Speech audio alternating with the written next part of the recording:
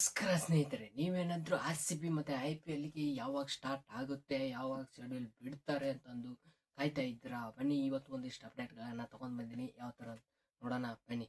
ಫಸ್ಟ್ನೇದಾಗಿ ಏನಪ್ಪ ಅಂದರೆ ಅಪ್ಡೇಟು, ನಮ್ಮ RCB ಅವರು 5 ಮ್ಯಾಚ್ ಹೋಮ್ ಗ್ರೌಂಡ್ನಲ್ಲಿ ಆಡ್ತಾ ಇದ್ದಾರೆ. ಅಂದರೆ ಚಿನ್ನಸ್ವಾಮಿ ಸ್ಟೇಡಿಯಂನಲ್ಲಿ ಆಡ್ತಿದ್ದಾರೆ. 2 ಮ್ಯಾಚ್ನ ಬೇರೆ ಸ್ಟೇಡಿಯಂನಲ್ಲಿ ಆಡ್ತಿದ್ರು, ಅದು ಹೋಮ್ ಗ್ರೌಂಡ್ ಆಗಿ.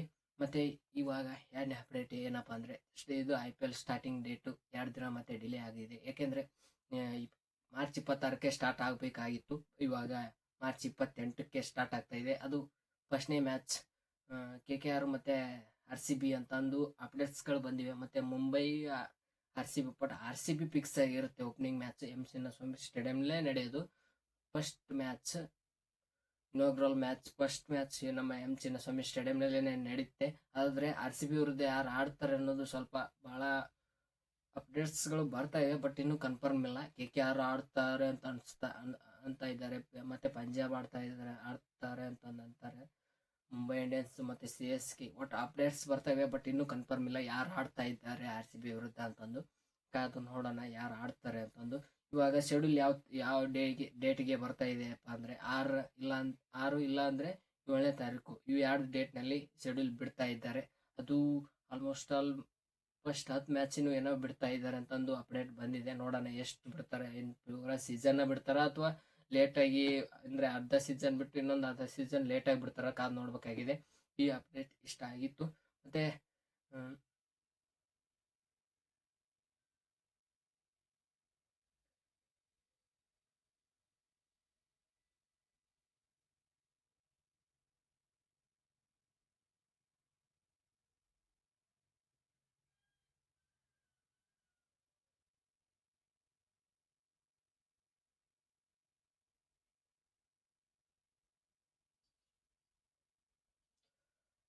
Final ಮುಗಿಯೋದು May 31ಕ್ಕೆ final ಮುಗಿಯುತ್ತಂತೆ.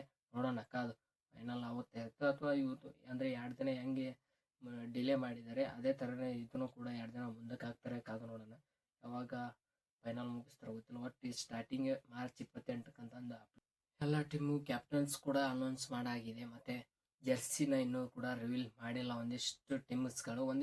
ನಮ್ಮ RCB ಆಗಿರ್ಬೋದು, ಒಂದಿಷ್ಟು 4 ಟೀಮ್ಗಳು ಜೆರ್ಸಿ ರಿವೀಲ್ ಮಾಡಿವೆ.